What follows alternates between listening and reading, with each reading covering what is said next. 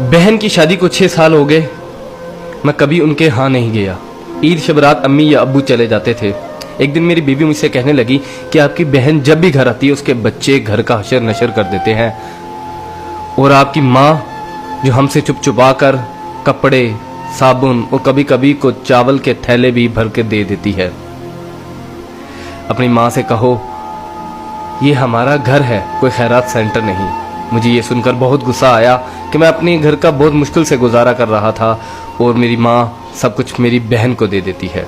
बहन एक दिन घर आई हुई थी तो उसके बेटे ने टीवी का रिमोट तोड़ दिया। मैंने माँ से गुस्से से कहा कि माँ, बहन को कहा करो ईद के दिन आया करे, और ये जो आप साबुन, चावल और ये जो चीज़ें देती हो इनको बंद करें। माँ चुप रही, लेकिन बहन ने ये सारी बातें सुन ली।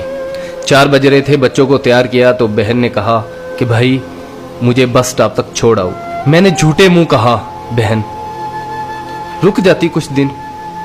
बहन मुस्कुराई और बोली नहीं भाई, बच्चों की छुट्टियां खत्म हो रही हैं, मुझे जाना है।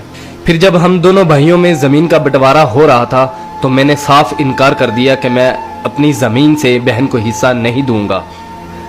तो माँ ने कहा कि बेटी का भी तो हक बनता है। मैंने गाली देते हुए कहा जो कुछ भी हो जाए मैं बहन को हिस्सा नहीं दूंगा। मेरी बीवी ने भी बहन को बुरा भला कहा, वो बेचारी खामोश थी।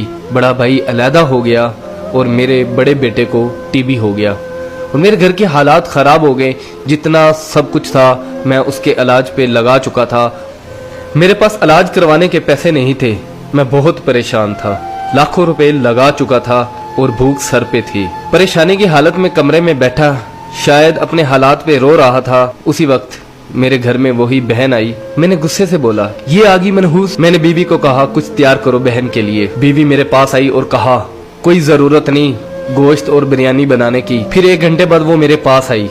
भाई परेशान हो। बहन ने मेरे सर पे हाथ फेरा, कहा बड़ी बहन हूँ तुम्हारी, गोद में खेलते रहे हो, अब देखो मुझसे बड़े लगते हो। फिर मेरे करीब हुई और अपने पर्स से कंगन निकाले और मेरे हाथ पे रख दिए और आहिस्ता से बोली पागल तू एम ही परेशान होता है। बच्चे स्कूल थे, सोचा दौड़ते दौड़ते भाई से मिल आऊं। ये कंगन बेचकर अपना खर्च करो और अपने बच्चे का इलाज करवाओ। शक्ल तो देख जरा तूने क्या हालत बना रखी है। मैं खामोश था, बहन की तरफ देखी जा रहा था। बहन ऐसा से बोली किसी को मत बताना, तुमको मेरी कसम है। मेरे माथे पे बोसा दिया और 1000 रुपया मुझे दिया जो 150 के नोट थे, शायद उसकी जमा पूंजी थी। मेरी जेब में डालकर बोली बच्चों को गोश्त ला देना और परेशान मत हुआ कर। जल्दी से अपना हाथ मेरे सर पे रखा, देख कितने बाल सफेद हो गए। वो जल्दी से जाने लगी तो उसके पैरों की तरफ देखा तो टूटी हुई जूती पहनी हुई थी और पुराना सा दुपट्टा ओढ़ा हुआ था। जब भी आती थी वही दुपट्टा ओढ़कर आती थी। बहन की इस मोहब्बत में मर चुका था मैं। हम भाई कितने मतलब प्रस्त होते हैं, बहनों को पल भर में बिगाना कर देते और बहनें भाइयों का जरा सा दुख बर्दाश्त नहीं करती। मैं हाथ में कंगन पकड़े जोर जोर से रो रहा था, उसके साथ मेरी आंखें भी नम हो गई। अपने घर में खुदा जाने वो कितने दुख सह रही होगी।